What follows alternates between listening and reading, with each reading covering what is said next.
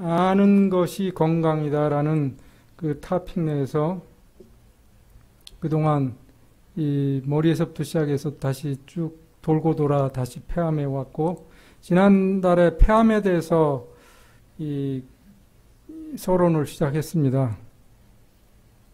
시간이 많이 가서 뭐 빨리빨리 넘어가겠어요. 아시다시피 서구나 이 제일 많은 게 폐암이고, 특히 우리나라에서도 이제 폐암이 상당히 이 상위 랭크에 올라가고 있어요. 단도직입적으로 암 그러면 치료를 해야죠. 그럼 어떻게 치료를 하는가? 폐암뿐만 아니라 모든 암의 치료는 삼두마차 수술 할 수 있으면 해야 되고, 항암제 플러스 마이너스 방사선. 요새는 이 세 가지 다 해가지고 이거를 적절히 이 조화를 해서 최대의 효과를 보려고 하는 게 현대 의학의 암 치료입니다.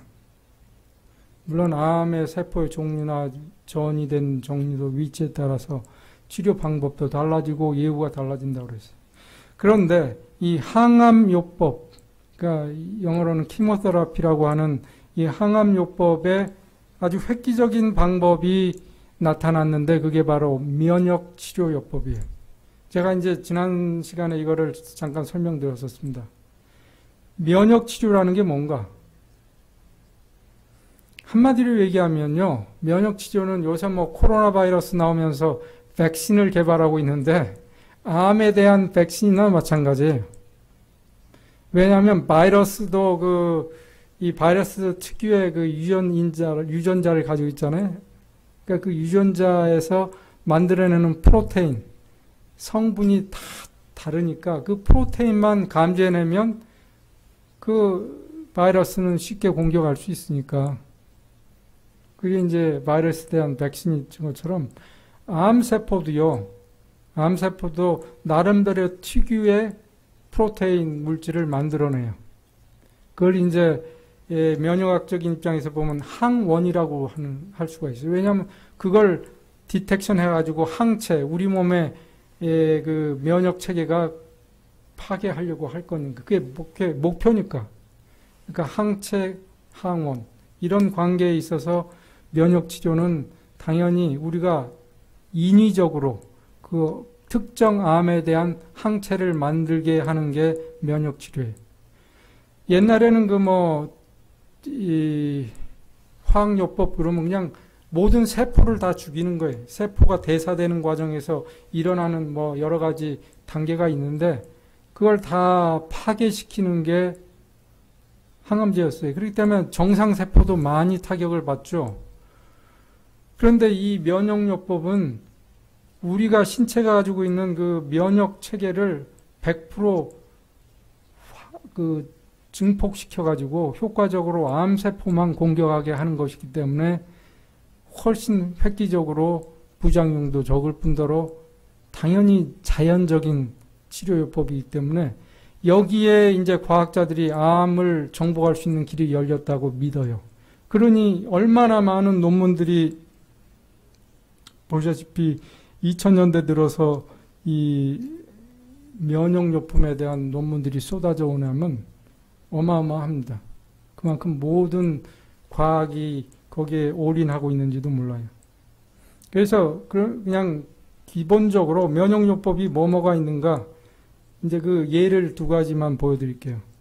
항체 면역요법이라는 거는요, 제가 아까 말씀드렸다시피 어떤 암세포가 있으면 그 암세포의 특유의 이 단백질 성분이 있는데, 이거를 우리 몸 속에 있는 그 T임파구들이 이것만 감지해 내면은 바로 죽일 텐데, 그 감지가 늦어요. 그 감지를 매개해주는 그 연골고리를 우리가 인위적으로 만드는 거죠. 실험실에서. 그래가지고 그걸 딱 놔주면 그 연결고리가 이 암의 항원에 가서 달라붙고, 그 연결고리를 우리 T세포들이 바로 그 확인하고 거기에 달라붙어서 결국은 암세포를 이 깨끗이 처벌할 수가 있는, 그게 바로 이 항체 면역 요법입니다. 또 하나의 방법은 어떤 사람의 암에 걸린 사람의 그 암 조직과 그 다음에 그 사람의 피를 뽑아서 그 암세포와 그 사람의 혈액을 같이 배양을 해줘요. 그러면 그 안에서 이 혈구들이 암세포하고 아주 밀접하게 계속 24시간 붙어 있으니까 그 암세포를 이제 알아보게 돼요. 학습을 하게 돼요. 학습. 그래가지고 학습된 메모리를 가지고 있는 그 T세포들을 다시 이 사람한테 주사를 해주는 거예요. 원래 자기 피였으니까 뭐 아무 문제 없죠. 그러면 이 들어온 다시 주사받은 그 혈액 속에 이 T세포나 이런 그 면역세포들이 들어가가지고 다른 세포들한테 가르쳐줘요. 야, 이거를 가진 애들은 다 암세포야. 빨리 우리가 처단해야 돼. 그렇게 해주는 게 세포 면역 요법이에요. 그러니까 이 두 가지만 제가 예를 들었어요. 몇 가지가 더 있는데, 그 두 가지를 여러분들이 보시면서 무슨 생각을 하셨어요? 이야, 바로 저거였구나. 그래서 그걸 우리 인체에 적용을 해보면 3기 폐암 환자 수술은 불가했고 뭐 항암 치료를 받았는데도 별로 효과가 없어서 이제는 탄 방법이 없어요. 그래서 윤리적으로 이런 그 상황에서는 새로 개발된 이 치료요법을 쓰는 게 윤리적으로 크게 부담이 없죠. 그래서 그런 조건에 걸린 환자들을 가지고 처음에는 시작을 하죠. 처음 치료를 해볼 때는. 그래서 처음 해봤더니 가짜 약을 쓴 사람 그룹에 비해서 생존율이 상당히 좋아진 건 사실이지만 암이 완전히 없어져가지고 뭐 예를 들면 18개월 뒤에도 다 100% 살아있진 않아요. 거의 18개월이 지나면 50%가 여전히 죽더라 이거예요. 그 얘기는 뭐예요? 이렇게 아이디어란 이론적으로 완벽해 보이는 면역 치료가 안 통해요. 이론과 실제가 달라요. 그래서 왜 그런가 이거예요. 그래서 과학자들이 이런 논문을 썼어요. 면역 치료의 한계. 암세포가 얼마나 영특해가지고 이 T임파고들을 피해가는가 말이에요. 그래서 제가 지난번에 이거를 재밌는 예를 들어 설명을 드렸어요. 기억나세요? 마피아 얘기, 깽단 얘기. 암세포 집단을 깽단이라고 봅시다. 그리고 이 임파선을 뭘로 볼까요? 기동 타격대 숙소라고 볼까요? 아니면 파출소나 경찰서로 봅시다. 그럼 그 사회에서 이 암적인 존재인 깽단들을 처벌하고 싶어요. 그러면 맨 먼저 뭐가 필요한지 아세요? 여러분들 그런 영화들 많이 보셨다시피 제보자가 필요해요. 누가 깽단인지 어떻게 알아요?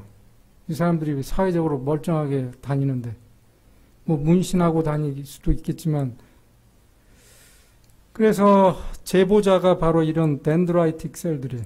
이런 세포들이요. 어디에 있냐면 피부 바로 밑에 있어요. 이 제보자들은. 근데 이 피부 밑에 있는 이런 수지상 세포들은 우리가 이 햇볕을 쬐면 그 피부 밑에 있다가 갑자기 나가요. 피부 밑에서. 액티베이션 된다고 그래요. 그래가지고 혈액 속으로 들어가게 되고 혈액 속으로 들어가서 이런 암세포들을 찾아다니면서 이 암행 역할을 하죠. 그래가지고 깽단에 들어가서 이 깽단들은 예를 들면 여기에 무슨 악마의 마크를 하나씩 왼쪽 어깨에다 하고 있더라. 그걸 발견해 와요. 그래가지고 그걸 가지고 파출소에 가서 신고를 해줘요. 그러면 파출소에 있는 뭐 T세포, NK T세포 뭐 할 거 없이 있는데 이 세포들이 기동 타격대라면 그 제보를 받고 출동을 해요. 그러면 얘기는 끝난 것 같아요. 어깨에 문신 있는 사람들은 다 잡아오면 되잖아요. 근데 아시다시피 연속국에서도 항상 그런 일은 그렇게 성공을 못 거둬요. 알고 갔는데 이미 얘기는 달라져 있어요. 왜 그래요?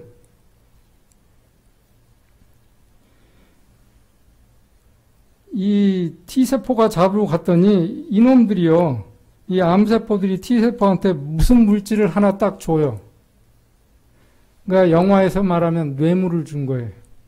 그럼 이 T세포가요, 이 암세포를 분명히 공격하러 갔는데 죽이질 않아요.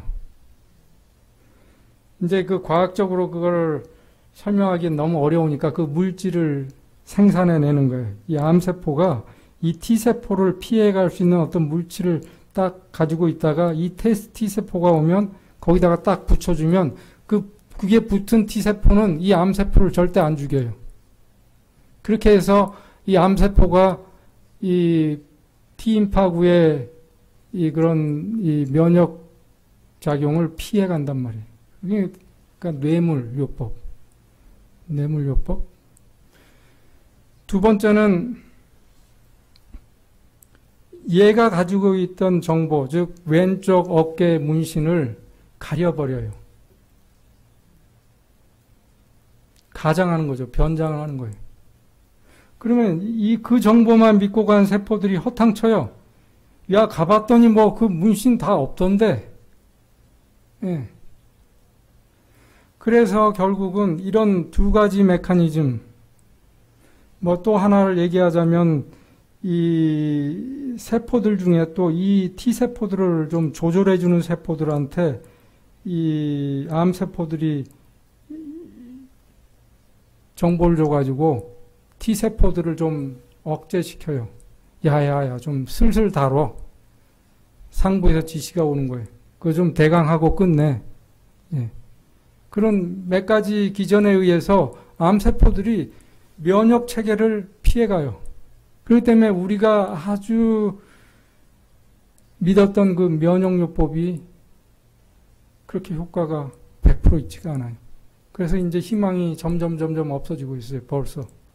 면역요법이 완전히 100% 모든 사람한테 다 널리 쓰이기도 전에 벌써 희망이 점점 사라지고 있는 상황이에요. 그래서 결국은 암은 치료보다는 치유와 예방, 즉 우리가 그 뭐 치료가 안 된다고 해서 암은 낫지 못하는가, 그건 아니잖아요. 그러니까 그런 믿음을 가지고 예방에, 또 걸리지 않은 사람들은 예방에 초점을 맞춰야 될 것이다.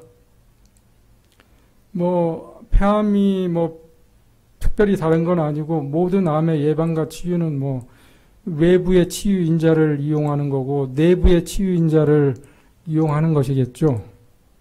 그 중에 하나가 이제 오늘 제가 말씀드린 이 햇볕에 관한 거를 근본적으로 다루려고 하는 거예요. 근거의학적인 관점에서 저는 말씀드리는 거예요. 제가 햇볕의 옹호론자라서 그걸 강요해드리는 게 아니고 저의 주관이 아니고 근거. 자, 이 근거 얘기가 나왔으니까 말인데 그 미국의 트럼프 대통령이 하이드로클로로킨이 코비드에 좋다. 다 먹자. 이거 먹고 그냥 끝내자. 이런 얘기를 자꾸 한단 말이에요. 한두 번도 아니고. 그러니까 그냥 자꾸 공격을 받아요. 학자들한테도 그렇고. 저 좀 이렇게 된단 말이에요. 왜 이거를 학자들이 그 사람의 말을 안 믿는가 하면 이론 확립이 안 돼 있어요. 이 근거는 우리 일반인들이 여러분들 아시다시피 근거는 상당히 중요합니다. 누가 예를 들면은 무슨 약을 먹고 나았대. 진짜 그런 나은 사람이 있어요. 근데 과연 그 사람이 그 약을 먹고 나았는가 하는 거예요. 아니면 딴 약 먹고 나았고 있었는데. 그러니까 예를 들면은 그 개 구충제를 먹고 암이 나왔다라는 그런 얘기가 나오니까 그냥 삽시간에 우리나라에서 개 구충제를 구할 수가 없잖아요. 그러니까 왜 그런 일이 일어나냐 하면 바로 이런 근거의 사다리를 몰라서 그래요. 근거의 사다리. 설령 전문가의 의견, 어떤 사람들의 경험, 야, 옆집이 그 사람이 진짜 암이 나빴는데 어디 갔다 와서 나왔어. 그렇다면 그냥 그 어디 갔다 온 것만 가지고 나왔는지, 다른 치료를 계속 하다가 나왔는지, 아니면 다른 게 뭐가 있는지를 이 배경 지식을 연구해야 돼요. 그런 다음에 그걸 가지고 그런 이유가 있을 수도 있겠다 그러면 그런 거를 이 실제로 하는 사람들을 찾아 나서야 돼요. 그래가지고 실제로 그런 걸 했던 사람들이 다 나왔나? 그런 증례 조사를 해야 돼요. 그래서 증례 조사를 했더니 진짜 그 약 먹은 사람들은 대부분이 낫네. 이렇게 될 수 있어요. 그렇다 하더라도 아직까지 근거가 있다고 얘기하잖아요. 그러면 옛날에 그 약 먹은 사람들 진짜 다 나았는지 모든 논문을 다 뒤져보자. 모든 메디컬 레코드를 다 찾아서 그 약 먹은 사람들은 진짜 그 병에서 나았는지 이 과거 표본 조사를 해야 돼. 그렇게 해서도 진짜 그래요? 오케이. 그러면 이제 우리가 비싼 돈을 들여가지고 앞으로 암에 걸린 사람을 다 모아서 그 약을 먹이고 한 그룹은 그 약을 아닌 가짜 밀가루를 주자. 근데 이걸 내가 임의대로 주는 게 아니라 나도 모르게 그냥 섞어서 그냥 환자들이 골라가서 먹게 해요. 그리고 6개월, 1년 있다가 진짜 그 병이 좋아지는지를 그때 가서 보자 이거예요. 그 전향적으로, 전향적인. 그 다음에 무작위로, 이 사람은 컨디션이 좋으니까 이 약 먹으면 더 잘 나을 것 같아. 얘는 좀 이왕 죽을 것 같은데 이 약 줄 필요 없어. 이렇게 하는 게 아니고 무작위로. 블라인드라고 그러죠. 블라인드. 제가 관여하지 않은. 자, 그럼 무작위 전향적인 조사를 해서 그게 확실히 될 때만 근거가 있다고 그래요. 자, 그래서 그런 근거의학에 입각해서 햇볕은 과연 이로운 것인가 해로운 것인가가 오늘의 토픽인데, 이 슬라이드를 보면서 여러분들, 그 캐나다에 사시는 여러분들, 잔디밭 대부분 가지고 계시는데 어때요? 어느 쪽이 햇볕 때문에 이렇게 됐어요?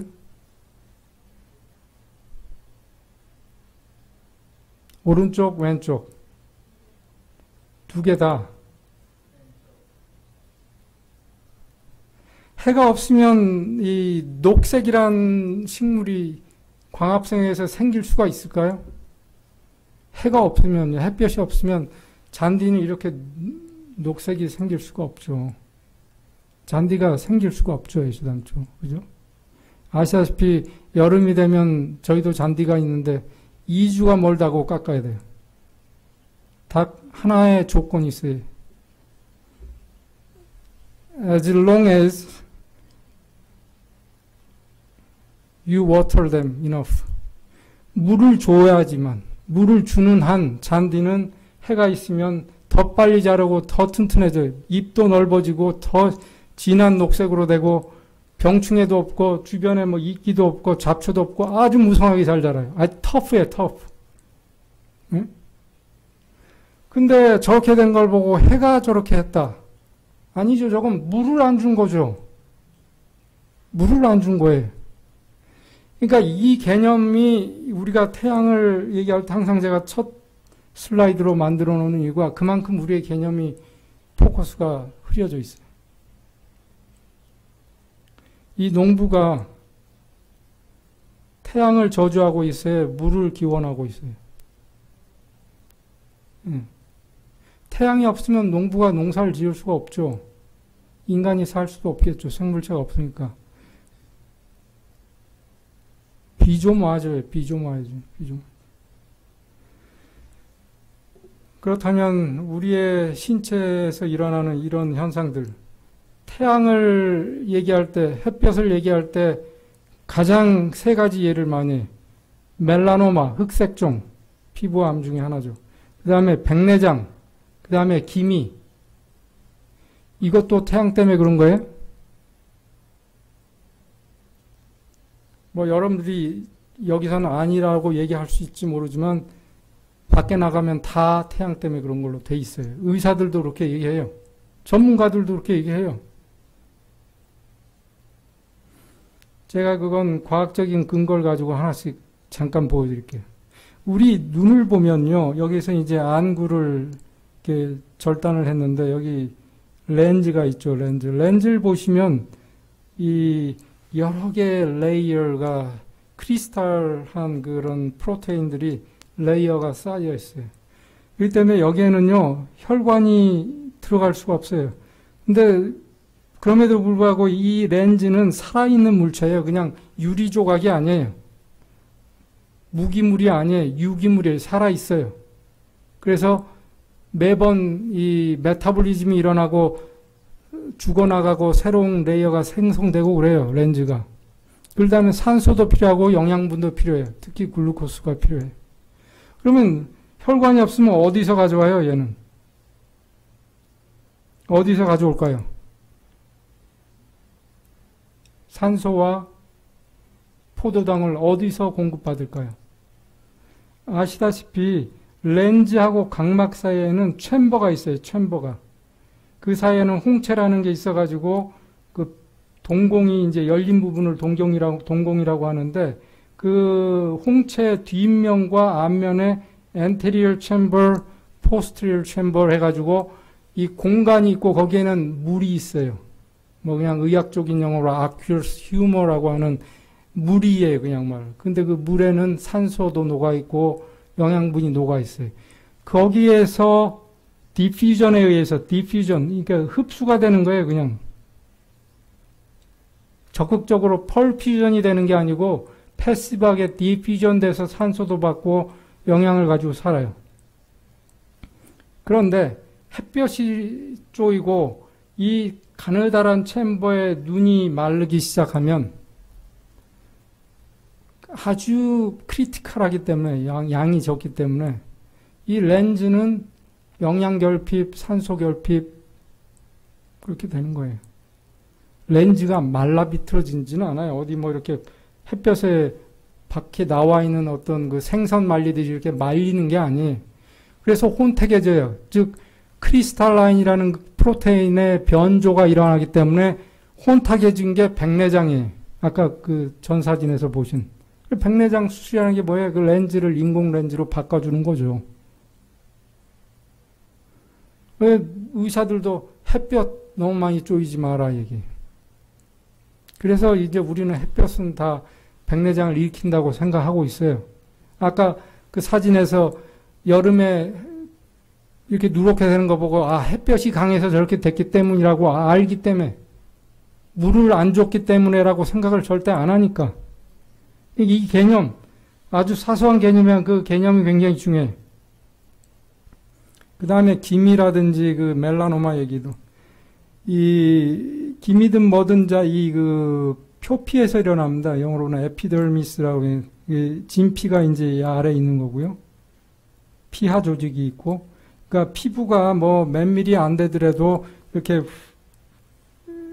단층으로 잘라보면 그 맨 껍데기 부분이 이제 그 표피인데 그 표피에는 아시다시피 혈관이 여기에도 올라와 있질 않아요.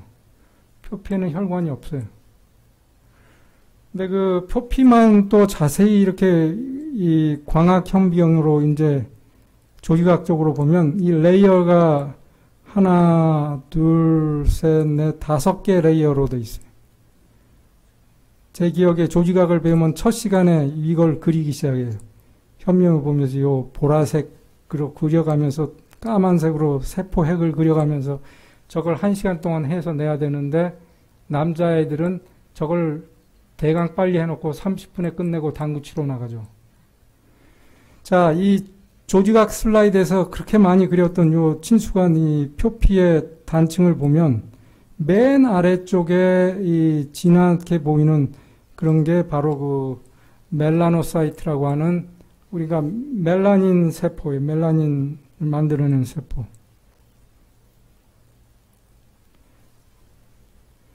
햇볕을 쬐면 이 멜라닌 세포들이 멜라닌을 만들어서 그 적당히 이 밑에 부분을 차단해요. UV를.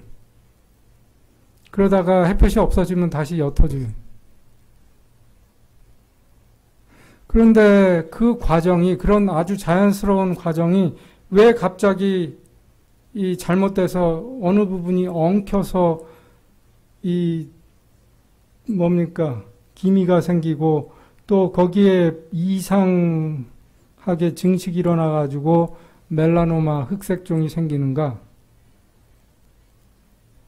이거는 다분히 두 가지 측면에서 얘기를 해야 돼요. 하나는 아까도 얘기했듯이 물이, 영양분이 올라오는 게 아주 말초기 때문에 드라이업 되기가 너무 쉬워요. 외부하고 통해져 있기 때문에.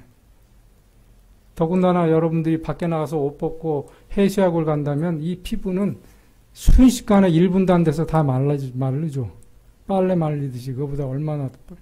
그렇다면 이 아래에서 뿌리 쪽에서 충분히 물이 올라가 줘야 되는데 그게 제대로 되지 않죠. 충분히 물을 마시지 않으니까. 그렇게 하다 보면 결국은 피부에 즉 표피층에서 일하는 피지올로지의 변화가 오고 또 하나 얘기는 제가 좀 이따가 설명드릴게요. 그래서 그런 이유 때문에 여러분들은 태양에 대한 개념이 너무나 달라 있어요. 여러분들이 아니라 현대인들은. 태양은 생명의 원동력인데도 불구하고 지구가 존재하는 이유일지도 모르는데도 불구하고 태양은 적처럼 돼 있어요. 건강의 적으로. 그래서 제가 태양에 대해서 잠깐 보여드리면 이 태양이 얼마나 크냐면요. 이 태양계에 있는 모든 물체를 다 합쳐보면 그 물체 수금지와 목토 천해성 이런 명왕성은 빠지지만 이런 모든 플라넷 행성들과 모든 이 태양계에 있는 별들, 달들 다 합쳐서 뭉쳐서 태양하고 놓으면 태양이 99.8%를 차지해요. 그 수많은 별들 태양계에 있는 거는 0.2%밖에 표면적이 안 돼요. 그만큼 태양이 어마어마하게 큰 거죠. 그렇게 생각이 되셨어요, 여러분들? 어마어마하게 큰 거예요, 어마어마하게. 태양 앞에 가면 아무것도 먼지처럼 될 수밖에 없을 정도로 어마어마하게 큰 거예요. 태양의 역할을 보면 제가 아는 한도 내에서만 저렇게 그냥 요약을 했습니다. 제가 잘 가는 어떤 호숫가가 있는데 집 근처에 산책을 하다가 겨울에 보면 저런 식으로 앙상한 가지들만 있어요. 그러다가 봄이 되고 어느 날 이런 식으로 연한 잎들이 차서 공간을 다 메꿔요.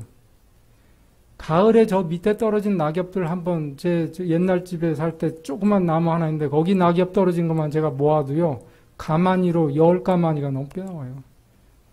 자, 그 무수히 많은 잎사귀들이 어디서 왔냐 이거예요. 이 이파리들이 다 어디서 왔어요?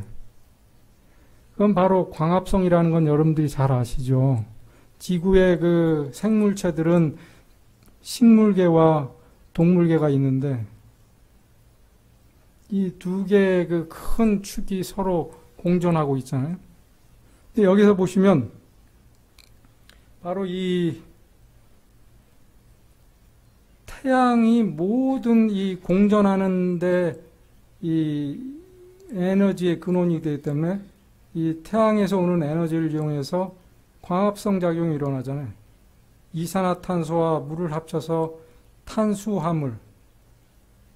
탄소하고 물, 수, 그러니까 탄하고 수가 합쳐서 탄수화, 합쳐진 물건이 탄수화물이에요. 그게 바로 식물계에서 나오는 모든 열매, 채소, 과일 할 거 없이, 그죠? 그걸 동물들이 먹죠. 풀을 비롯해서. 또 사람도 먹고 살아요. 그러면서 사람들은 이산화탄소를 배설해요. 동물도 많이 배설하죠.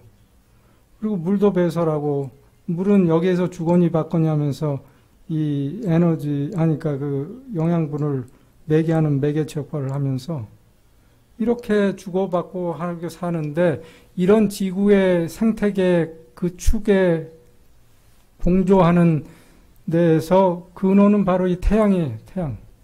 태양이 없으면 이 모든 거는 스탑. 지구의 생명은 끝이에요. 그래서 플라넷 얼스 같은 그런 비디오를 보시면 이 태양이 주는 지구가 주게 해주는 모든 생명력과 색깔과 이런 말할 것 없이 네? 이 천체를 공부하다 보면 저는 전혀 전문가도 아니지만 신비롭고 참으로 진짜 거기서도 많이 느끼게 되는데, 한 가지 또 여러분들이 잘 모르고 계시는, 태양이 99.8%의 매스를, 이 덩어리를 가지고 있기 때문에요. 그 주변을 도는 저런 어마어마한 행성들은 그냥 아무것도 아닌 것 같이 보일 수 있어요. 그렇죠? 제가 어렸을 때 저희 아버님이 잘해주던 놀이가 하나가 뭐냐면, 저를 손을 잡고 빙빙 도는 거예요. 그러면 저는 이제 뭐 한 4, 5살 됐을 때 같아요. 몸이 수평으로 떠요. 그러면서 막 돌아요. 이해가 되세요? 만약 아버지가 제 손을 놓으면 전 날아가겠죠. 그러니까 놀지 않으라는 걸 믿기 때문에 제가 이제 잡고 재밌게 노는 거예요.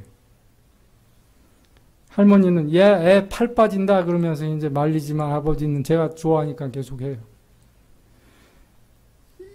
아세요? 지구가 이 태양 주위를 도는데 얼마나 빠른 속도로 도는지 아세요? 초당 30km를 가요. 1초에 30km를 갈 정도로 빨라요. 그 정도로 빨리 도면 이 지구가요, 튕겨져 나가야 돼요. 자동차로 100km로 이렇게 커브 한번 돌아보세요. 차가 막 핸들 놓치면 튕겨져 나가죠. 하물며 초당 30km로 이 거대한 지구의 큰 덩어리가 돌고 있다는 건 어마어마한 그 원심력을 유발하죠.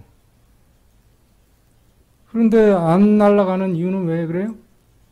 제 아버지가, 저보다 훨씬 컸던 아버지가 저를 잡아주듯이 이 만유의 인력에 의해서 이 어마어마한 등치의 태양이 이걸 싹 당겨주니까 그래요.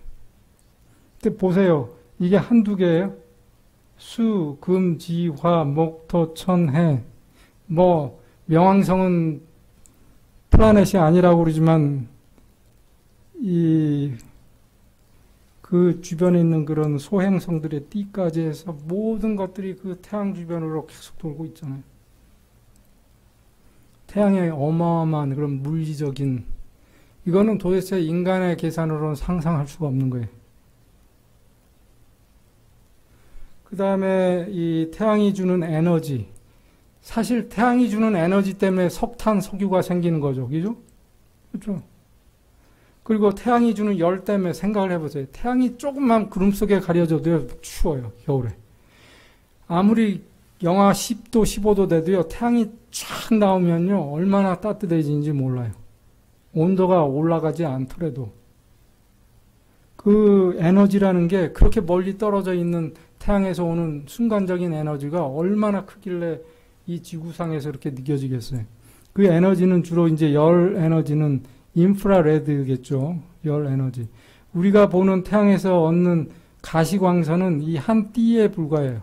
이 안에 빨주노초 파남보의 이 스펙트럼, 우리가 보는 가시광선의 스펙트럼이 그 파장에 따라서 색깔이 달라지는 거예요. 그 색이 이제 여기서 창조되는 거고, 그 다음에 거기보다 더 파장이 짧아지면 울트라바이올렛, 바이올렛 컬러보다 더 넘어섰다 해서 울트라바이올렛 레이가 생기고, 그거보다 더 파장이 짧아지면 엑스레이라는 선이 생기고, 뭐 방사선 우리가 찍는 엑스레이 그 얘기가 아니라 태양에서 엑스레이가 나와요. 감마레이도 나와요. 자, 이런 모든 것들이 어떤 물리적인 일을 하고 어떤 일을 하는지는 우린 다 알지 못하지만 어마어마한 또 로우 프리퀀시의 레이들도 나오죠. 자, 이런 것들이 태양에서 주는, 우리에게 주는 에너지들이에요. 특히 스펙트럼 작은 거기서 오는 색, 이건 제가 몇 년 전에 히말라야에 등반하면서 지금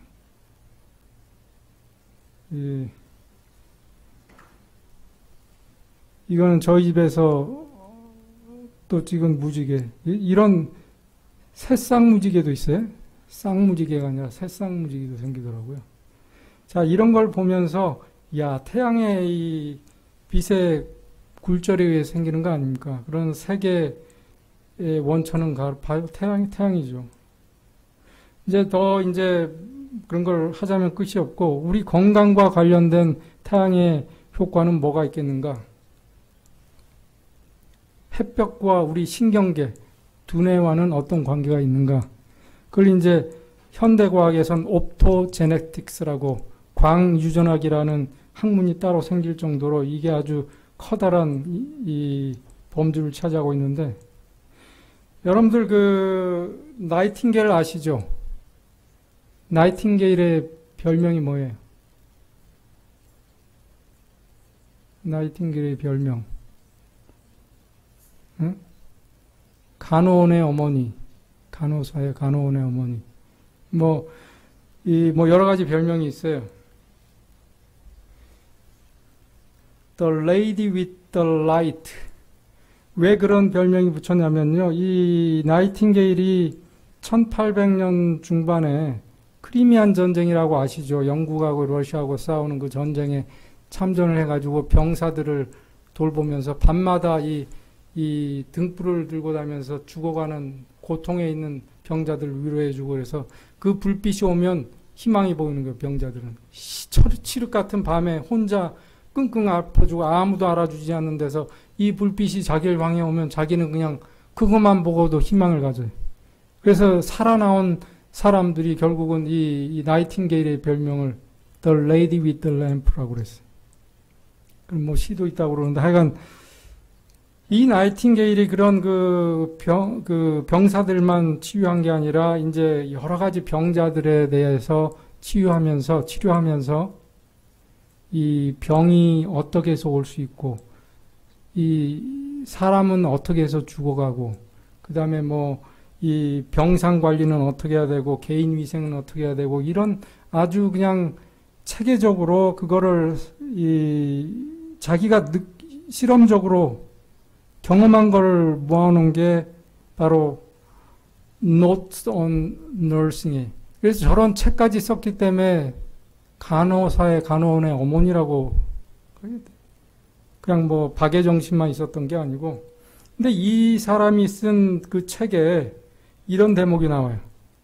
이제 뭐 만성질환자를 이런 사람들 병자들 신선한 공기 다음으로 그들에게 절대적으로 필요한 것은 직접 조이는 햇볕이다. 햇볕은 영혼의 생만치라는 것이 아니라 영혼을 조각한다. 저는 이제 이걸 읽으면서 1800년 중반에 어떻게 해서 그 현대과학이 이제야 발견하고 있는 바로 정확한 저 말을 햇볕이 영혼을 조각하는 걸 알았는가 말이에요. 실험적으로 한 거죠. 경험적으로. 사람들이 우울증으로 그냥 희망 없이 죽어가는 사람들이 그냥 햇볕에만 내놓고 있다가 들여다놓고 하는 그것만 해줘도 성격도 개조되고 밝아지고 좋아지는 걸 보면서 쓴 몇 년 전에 저희 집에 이런 게 있었습니다. 저희 와이프가 물어보니까 이게 이 깻잎 깨 씨앗이래요. 들깨 씨앗을 이제 그전 이 수확한 것을 잘 받았다가 그 다음 봄에 이렇게 집안에다가 이제 흙을 해서 꽂아놨어요. 근데 제가 이거를 보면 X자를 이렇게 해놨잖아요. 왜냐하면 아침에 일어나서 보니까 이 X자가 이쪽으로 이 부분이 이쪽으로 가 있었는데 이놈들이요 다 바깥을 향해서 기울어져 있어요. 해가 뜨기 시작하니까. 어느 날 아침에 일요일 아침에 제가 이걸 봤어요. 그래서 이걸 제가 돌려놓고 X자를 해놨어요. 혹시 와이프가 돌려놓을까 봐. 그래도 이 부분은 알고 싶어서. 그러면 나중에 해가 계속 뜨면서 이놈들이 다시 저쪽으로 갈 것인가 안 갈 것인가가 저는 궁금했어요. 저 나름대로 실험을 한 거죠. 아침을 먹기 위해서 나와봤더니 약간의 변화가 있어요.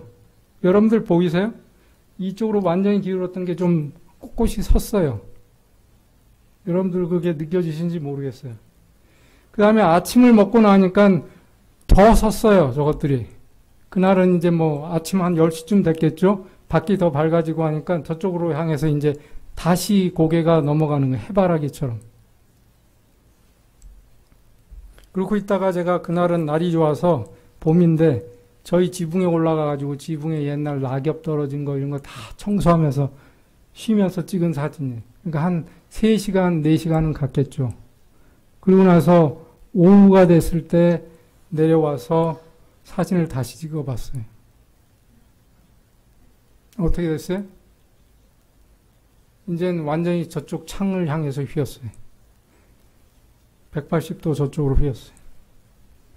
이걸 보면서 이 식물들이 해에 의해서 저렇게 움직인다. 이게 왜 움직여요? 어떻게 움직이는 거예요, 도대체? 이 식물의 이 커다란, 진짜 뭐 바람만 불어도 꺾일 것 같은 거기에 줄기가 어떻게 해서 저쪽으로 움직이느냐 이거예요. 뭐 때문에? 오로지 햇볕 하나 때문에. 제가 실험한 거를 과학자들이 실험 안 했겠습니까? 제가 그래서 옵토제네틱스가 어떻게 해서 생겼는지 비디오를 잠깐 편집한 걸 보여드릴게요.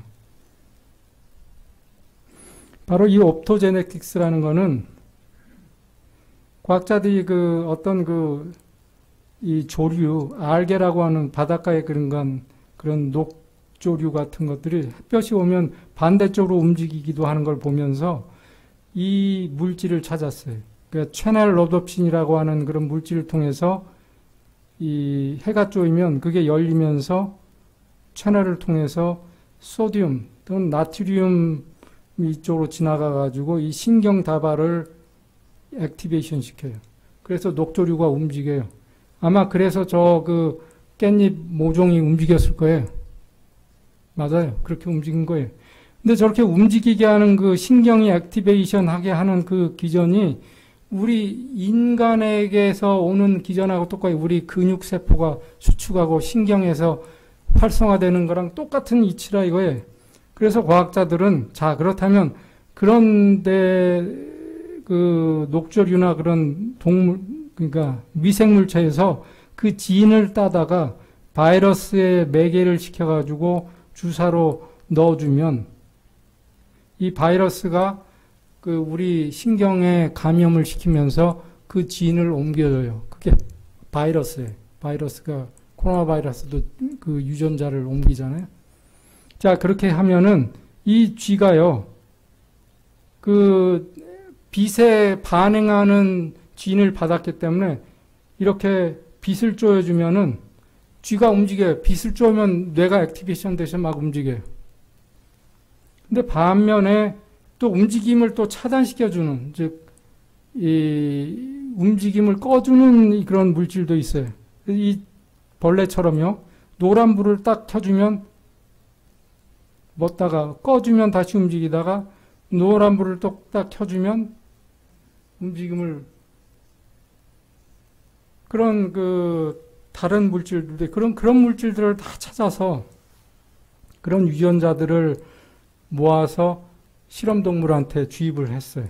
그래서 예를 들면 이 쥐처럼 파킨슨 병에 걸린 쥐한테 넣어주고 빛을 쪼여주면 저렇게 막 잘 걸어요. 파킨슨 걸려서 전혀 걷지 못하는 쥐가. 자, 이런 걸 보면서 바로 이 우리 뇌세포들이, 그러니까 액티베이션 돼야 될 뇌세포들이 다 죽어 있는데 거기에 햇볕만 쪼여주면 저렇게 다시 살아난다는 것을 보면서 햇볕이 과연 이 뇌를 조종할 수 있구나. 그게 바로 옵토제네틱스라는 거예요. 이런 건 아주 비근한 실험이고 그런 거를 다 읽고 망라에서 쓴 이 닥터 노말 도이치라고 이 캐나다한 뉴럴로지스트가 쓴 책이 있어요. 몇 가지가 제가 여러분들 소개해드린 적이 있는데, Brain that changes by itself. 우리 뇌는 우리 생각에 의해서 뇌 모양도 변하고 변한다. 그런 개념, 뉴럴 플라스티시티라는 개념에 대한 책도 있고, 바로 이 The Brain's Way of Healing. 저도 이 책도 사고 그 책도 사서 이것도 몇 번 읽어봤는데, 거기에 챕터 4에 보면 어떻게 햇볕이 브레인의 네트워크를, 망가진 네트워크를 리와이어링 해가지고 리커버리 시킬 수 있는가에 대한 개념이 나와 있어요. 그런 개념이 나와 있어요. 시간이 많이 가서 이건 이제 귀가 먹은 이 쥐에서 뇌이죠, 뇌이. 뇌이는 이제 신경다발인데 거기 신경이 죽어가지고 이제 귀가 먹었어요. 근데 거기다가 어떤 그런 옵토제네틱스에 의해서 그런 쥐인을 집어넣고 빛을 주면 이 귀가 살아나요. 귀가 다시 들리기 시작해. 햇볕, 빛의 그 반응에 대해서 활성화가 돼가지고. 그러니까 이런 데서 실험적으로 하면서 인간에게도 예를 들면 마비가 된 환자의 그 마비된 부분에 뇌세포를 그런 진을 트리트한 다음에 빛을 쪼여가지고 다시 살려서 다시 뭐 치유를 한다든지 다 이런 개념이 이제는 시도돼 가고 있는 상황이에요. 제 환자 중에 한 분이 이제 그 할머니가 계십니다. 그 할머니가 혼자 사시는데 80몇 세 된 할머니. 근데 이 할머니 남편은 이미 돌아가셨어요. 근데 그 두 부부는 굉장히 이 박애주의자들이고 자연을 좋아하고 그래가지고 큰 터에서 농장도 살며 잘 살다가 남편이 돌아가시고 이 할머니는 아주 멋쟁이. 근데 이 할머니가 혼자 살다가 여러 가지로 건강이 나빠져요. 근데 그 집에 같이 세다가 살던 아저씨가 한 분이 있었어요. 근데 이 아저씨는 이 아버지는 이제 영국에서 하는데 아버지는 의사였고 자기는 식물학자예요. 식물학자. 아주 지성적이고 공부도 많이 했어요. 그래서 가면 제가 배우는 게 많아요. 식물에 대해서 뭐 약용 효과 뭐 이런 거 많이 디스커스하다 오는데 이분이 어느 날 갑자기요. 제가 할머니 만나러 가서 얘기하는데 옆에 있다가 얘기 좀 하자 그러더니 펑펑 울어요. 펑펑 울어요. 우울증도 아주 심하게 왔어요. 그래가지고 그냥 모든 게 귀찮다. 다 죽고 싶고 그냥 막 사람도 미워지고 그럴 사람이 아닌데. 근데 이제 히스토리를 잘 들어보니까 이 사람이 젊었을 때 밴쿠버에서 자전거 타고 가다가 차에 뺑소니 차에 이렇게 치여가지고 다쳤어요, 머리를. 그래가지고 한 몇 개월 뭐 중환자실에서 입원하고 뭐 하면서 재활되고 이제 멀쩡하게 살아났어요. 근데 그 후유증이 이제 오는 것 같은 것 같아요, 제가 보니까. 아무 리 없이 살다가 지금 한 20, 30년이 지난 이제서야. 근데 그 얘기를 들으니까 딱 이 생각이 나요. 이 책 생각이요. 이게 바로 닥터 엘리엇이라고 하는 그 과학자죠. IT를 강의하는 유명한 교수고 음악도 잘하는 음악 교수를 할 수도 있는 사람이 어느 날 이게 추돌사고를 당한 다음부터 바보가 돼요. 완전히 치매도 이런 치매가 없어요. 자기 와이프도 못 알아보게 돼요. 아주. 급속도로 치매가 진행이 돼요. 뇌가 다 디액티베이션 돼버리는 거예요. 스위치 끈 것처럼. 그게 뭐 몇 달 만에 일어나요. 그냥. 우후죽순 그냥 일어나요. 이 사람이 아주 그냥 데스퍼레트하게 자기는 과학자이기 때문에 찾아다니면서 한 게 결국은 어디서 실마리를 찾냐면 광선 치료에서 실마리를 찾아가지고요. 미국의 몇 군데 다니면서 그 치료를 받아가지고 다시 살아났어요. 근데 이 사람이 이제 결국은 그 브레인 이 헬스에 대해서 강의로 하러 다니고 그러는데 이 책이 생각이 나서 제가 이 책을 권유해서 이분이 이 책을 읽었어요. 그리고 그 집이 이제 저 섬의 시골 쪽에 햇볕도 좋아요, 거기 가면. 근데 이 사람이 그걸 하면서 지금 그런 지가 6개월이 됐거든요. 제가 사실은 지난 목요일 날 만나고 왔는데 너무너무 좋아졌어요. 자기의 90% 좋아졌어요. 완전히 사람이 캐릭터가 달라졌는데, 퍼스널리티가 달라졌는데 완전히 좋아졌어요. 이걸 보고 자기가 이제 그대로 한 거예요. 햇볕 치료, 자기 밖에서.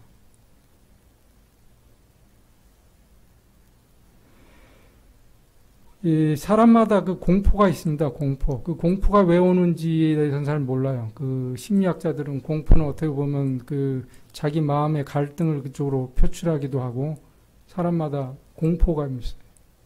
저희 아들은 거미 공포가 있어요. 거미만 보면 아주 그냥 과장해.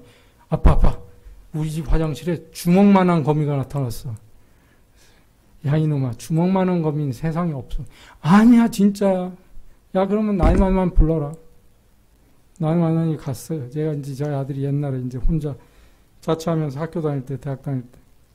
911이 딱 가서 보니까 없잖아요. 그러니까 얘한테 너 혹시 약했냐? 이러더래요. 어쨌든 사람마다 이 뭔가 그 어이없는 거에 대한 공포 불안이 있죠. 그거 말고도 불안, 제너럴한 앵자이어티 같은 게 있어요. 제너럴. 뭔지 모르지만 그냥 불안감이 항상 있어요. 스트레스 받는다고 표현하죠. 자, 그런 게 왜 오냐 하면 바로 여기 이 뇌 뇌 한쪽에 밑에 있는 이 송가체라고 하는 알몬드, 편도체라고 하는 알몬드 모양의 어떤 아미글달다라고 하는 게 있는데, 여기에서 이제 그런 담당이 우리 기분 중에서 그런 공포, 기억, 어떤 그런 걸 해가지고 위험을 피하는 거죠. 그럼 뱀을 보고 물린 사람이면 뱀 모양을 보면 일단 긴장하고 피해야 될 거 아니에요. 그렇게 함으로써 우리를 안전하게 하는 그런 좋은 그것도 있겠지만, 어쨌든 그런데 담당하는 그런 메커니즘이 있는데, 번연계라고 그러죠. 우리 기분과 관련된 이 뇌 안쪽에 있는 그게 좋게만 작동하는 게 아니라 나쁘게 과도하게 작동되면 패닉 어택, 공황장애도 그렇잖아요. 그렇죠? 그래서 과연 그런 걸 어떻게 치료할 수가 있는가? 바로 여기서도 얘기하는 거는 햇볕이에요. 햇볕.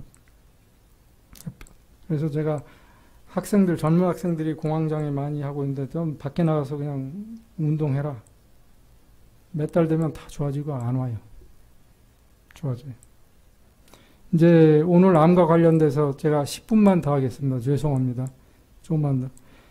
햇볕과 면역. 햇볕은 면역 기능을 강화시키는가, 약화시키는가? 햇볕은 암을 걸리게 하는가, 암을 치유하는가? 너무 극단적인 얘기예요. 두 개의 퀘스천이. 근데 아직도 사람들은 햇볕 때문에 피부암에 걸린다고 생각을 하고 있고, 햇볕 때문에 암에 걸리면 걸리지 햇볕이 암을 낫게 한다고는 생각하지 않아요. 그런 사람들이 많이 있어요. 그래서 햇볕과 면역.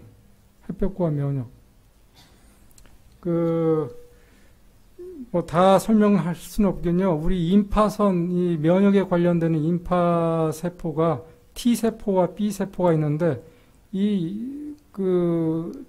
아주 특수 기능들이 다 있거든요. 그 중에서 한 부류가 바로 레귤레이터 세포들이에요.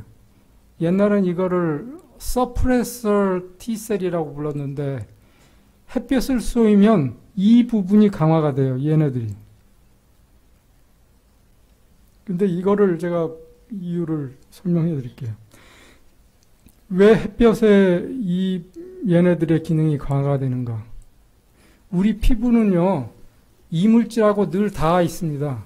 이제 우리 옷감이 잘못 안 맞아도 두드러기 나올 수 있겠죠. 면 아니고 다른 걸 했을 때 실크 같은데 알러지가 있을 수 있고, 그런 거를 막아주려면 햇볕이 쪼일 때 이 세포들 중에 이런 레귤레이터 세포들이요, 나머지 얘네들 세포들이 면역도 관련되고 자가 면역, 두드러기도 만들 수 있고, 천식, 아토피 할 거 없이 예민해지는 거를 잠잠하게 해주는 거예요. 그래서 우리 피부가 아주 편안하게 해주는 거예요.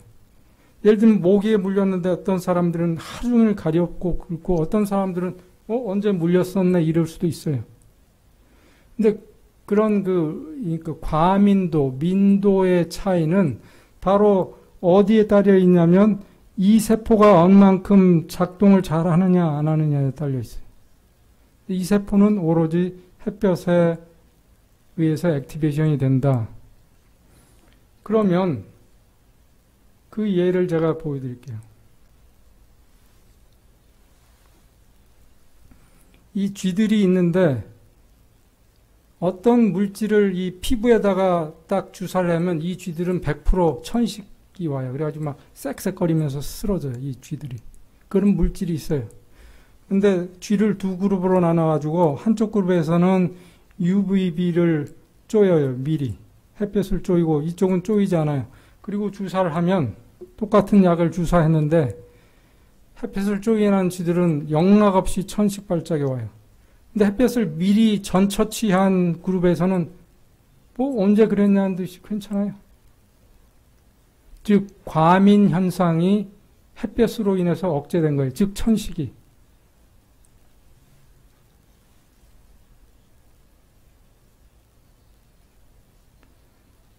왜 적도 부근에는 암이 적은데 적도를 벗어나면 암이 높아지는가? 특히 대표적인 게 유방암, 대장암, 전립선암 뭐 폐암도 모든 암에 다 관련돼 있어요, 사실은.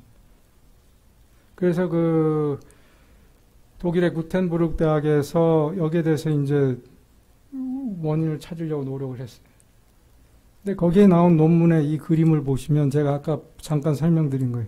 햇볕을 쏘이면 바로 그러니까 이 항원을 찾아 나서는 이 정보원들이 피부 밑에 이렇게 다 살거든요. 이것들이 햇볕을 쏘이고 나면 이렇게 여기서 튀어나와서 피 속을 돌면서 그 정보를 받으면 임파선으로 가서 T세포에게 정보를 줘요. 즉 우리가 면역작용이 활성화되기 위해서는 정보가 일단은 필요해야 해요. 정보. 그렇다면은 이게 맞지가 않아요. 정보를 줘가지고 다른 세포들이 활성화되게 해가지고 공격하게 하는 것과 또 한쪽으로는 또 잠잠하게 하는 그 레귤레이터 T세포도 활성화되는 이 두 개의 축. 이걸 어떻게 해결해야 되는가가 제 고민이었어요. 어떻게 이해를 해야 되느냐가 제 고민이었어요. 그래서 논문을 찾다가 바로 이 아주 마일스톤, 포토 이뮤놀로지의 마일스톤이라고 할 만한 아주 저명한 논문 하나를 발견했는데 그 논문에서 바로 이 얘기를 하는 거예요. 즉, 우리 면역 체계는 너무 증가가 되면 자가 면역 같은 게 일어나요. 뭐 예를 들면은 피부 두드러기부터 아토피, 천식, 뭐 류마티즘 같은 거 뭐 많이 있죠. 굉장히. 너무 면역이 떨어지면 암이 생길 수도 있겠죠. 면역이 너무 떨어지면. 그래서 이 와중에서 이걸 어떻게 조절하느냐가 우리의 건강을 유지하는 데 가장 중요해요. 근데 그 조절의 키를 가진 게 바로 면역 조절 세포고 그거는 햇볕에 의해서 활성화가 된다 이겁니다. 그렇기 때문에 햇볕은 우리 면역을 아주 평정시키는데 굉장히 면역 밸런스를 유지하는데 굉장히 절대적으로 중요한 거예요. 이건 호주에서 나온 논문인데 그 사람들이 하도 UV를 건강의 적이라고 생각하고 하니까 이 논문의 골자는 그렇습니다. 햇볕 안 쏘여가지고 사람들이 골다공증, 심장질환, 암, 우울증, 자가면역질환으로 죽는 경우가 훨씬 많지. 피부에 좀 쪼여가지고 어떻게 되는 것보다는 그것도 쪼여서가 아니라 부적절한 노출. 이게 중요한 말이에요. 이 단어가 부적절한 노출. 이거를 생각을 해야지 무조건 햇볕 때문에 잘못된 거다. 이렇게 생각해서는 안 돼요. 그래서 우리 햇볕이 건강에 절대적으로 중요한 이유는 바로 이런 여러 가지 좋은 점들이 있기 때문에 그런 겁니다. 그래서 이런 기본적인 근거를 가지고 여러분들은 이제 햇볕을 즐기면서 살아야지 햇볕을 아주 두려워하는 야외 나가긴 나가야 되겠는데 햇볕만 없으면 좋겠다라고 하는 그런 개념을 가지면 안 되고 제가 사실은 제 개인적으로 가장 좋아하는 아저씨가 이분이에요. 누군지도 모르지만 이 검은 피부. 저는 이거를 늘 동경하기 때문에 제가 피부가 제 원래 피부인 저는 황인종이니까 황인색이 되는 게 그렇게 수치스럽지는 않아요.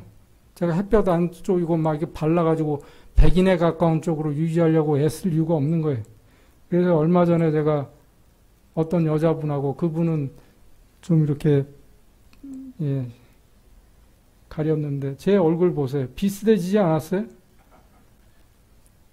예. 저는 이게 좋습니다. 그러면서 저는 건강의 득을 많이 보고 있는 거예요. 그런데 이제 마지막으로 제가 몇 가지 슬라이드를 보여줄 텐데 그러면 왜 햇볕이 건강에 적이 될 수가 있는가? 제가 거기서도 이제 그 큰 호수가 있습니다. 바다 같은 호수가 있어요. 지난 한 달 전인가 와이프랑 거기를 이제 산책을 갔는데 이야, 코로나 때문에 사람들이 갇혀 있다가 다 그날 날이 좋으니까 다 그냥 나와서 미친 듯이 옷 벗고 그냥 그 호수가 너무 크니까 해변도 있어요. 해변이라고 하면 이상하지 바다가 아니니까 모래사장이 있어요. 거기에 백인들은요, 다 벗고 그냥 엎드려져 있는데, 제가 어떻게 하나 가만 봤어요. 한참 있다가 뜨거워지면 물에 쑥 들어갔다 와요. 그러고는 다시 또 엎드려요. 아침부터 그 짓을 하고 있어요. 이분들의 피부는요, 배리어가 없거든요. 참, 그래서 이게 아이러니한 거예요. 백인들은 멜라닌 색소가 아주 스캔티하거든요. 그러니까 드물단 말이에요. 그러니까 멜라닌 배리어가 적으니까 햇볕이 조금 오면 제일 먼저 느껴요. 깊숙이 들어가니까 그 좋은, 햇볕에 좋은, 우리가 따뜻하다. 그리고 기분을 이렇게 무드를 가라앉혀주고 수딩해주고 아픈 거를 이렇게 마사지 하듯이 수딩해주고 이 앵자이어티가 없어지고 하는 걸 백인들은 너무나 잘 알아요. 너무나 예민하니까. 그러니까 이 사람들은 그걸 과용해요. 평상시에 햇볕 안 보고 1년 내내 살다가 어느 날 갑자기 하와이 가거나 멕시코 가면 그냥 하루 종일 그 짓을 하는 거예요. 그리고는 피부가 부적절한 노출로 피부암에 걸리는 거에 대해서 자꾸 햇볕을 타세요. 햇볕 타세요. 햇볕 타. 평상시 햇볕은 안 쏘여요. 일부러. 이게 문제인 거예요. 제 얘기는 그래서 그건 햇볕 부족 때문에 생긴 암이에요. 왜요? 평상시 햇볕을 자꾸 쏘였더라면 백인들도 멜라노사이트들이 증식해가지고 어느 정도 나와요. 완전히 그게 없는 페어 스킨이라고 하는 그런 머리도 멜라닌이 하나도 없어서 그냥 블론디가 되는 그런 사람들 빼놓고는 생깁니다. 제가 아는 그 덩칸의 어떤 그 백인 그분은 멕시코에 가서 3개월씩 봉사활동 하다 와요. 그분 갔다 오면 멕시코인이 되어가서 와요. 백인인데. 피부가. 그리고 한 6개월 지나면 완전히 몰라볼 정도로 피부가 다시 원래. 그러니까 무슨 얘기냐면 평상시에 해가지고 멜라닌 색소가 쌓여지면 아무리 오래 노출돼도 이젠 카바가 되죠. 프로텍션이 생겼어요. 즉 프로텍션이 생기기 전에 절제 없이 저렇게 할 때 피부암이 오는 거지 햇볕 때문에 온 게 아니란 말이에요. 그래서 마지막으로 여러분들 일광욕의 방법을 제가 말씀드리고 마칠 텐데 왜 하필이면 아침인가? 왜 아침임에 일광욕을 해야 되는가? 여러분들 그 저녁 햇빛하고 아침 햇빛, 즉 아침에 동틀 때 해하고 해가 넘어갈 때 넘어가는 해하고 똑같아요? 달라요?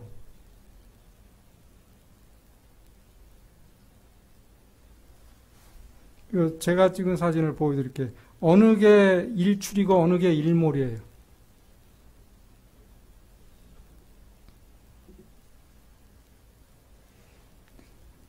사실은 제가 일부러 찾아봤는데 과학자들 얘기는 스펙트럼이나 이런 색이나 농도, 색의 농도 이런 걸 얘기하는데 전혀 똑같아요. 전혀 똑같아요. 그날에 아침에는 바람이 대부분 잔잔하니까 오후보단 그런 거에 영향이 좀 간섭이 먼지도 날고 오후에는 그런 게 있고 그것보다는 더 중요한 건 우리 신체의 생리 상태가 달라요. 아침에는요 우리가 해를 받을 준비가 돼 있고 받아야 돼요. 받아야 돼요. 예, 깨어나고 있으니까. 그렇기 때문에 햇볕은 아침에 쪼이는 게 낫다. 이거지 스펙트럼이 다르고 뭐가 다르기 때문에 그런 건 아니다. 이겁니다. 그래서 결국은 일광욕은 오후 전에 하는 게 좋다. 여름 기준으로 10시 전에 20분 정도, 9시, 8시 더 좋겠죠. 일주일에 2번은. 그러니까 어떻게 해야 되냐면 일광욕이라는 건 목욕을 하면 몸이 들어가지 얼굴만 들어가는 게 아니죠. 손만 넣는 게 아니죠. 그러니까 우통을 벗고 짧은 팬티만 입고 밖에서 프라이버시만 있으면 가장 넓은 부위를 그러니까 우리가 북반구에 사는 우리들은 일부러 더 해야 돼요. 왜냐면 겨울에 해가 없으니까. 그래도 모자라요. 일부러 찾아다녀도. 그때 주의해야 될 거는 수분을 더 많이 섭취하시고 일광욕이 굉장히 그 면역을 활성화해가지고요. 몸이 지칩니다. 그래서 햇볕을 너무 많이 쬐고 그러면 면역력이 더 떨어져요. 너무 지나치게 하면. 그러니까 그런 거를 생각해서 적당히 항상 해야 된다는 것. 그리고 하고 난 다음에 휴식이 필요하다는 것과 그다음에 백내장을 보호하기 위해서 선글라스를 써야 되는가? 써요? 아니요. 물을 많이 마시면 돼요. 왜냐하면 우리 이 눈을 통해서 들어오는 이 뇌로 들어가는 이 시신경을 통해서 들어가는 자외선이 우리 몸의 모든 시계를 조종해요. 신체 시계를. 그래서 그게 잘못됐을 때 왜 제트랙도 오고 그러잖아요. 아시다시피. 그죠? 밤낮이 바뀌고 그럴 수 있어요.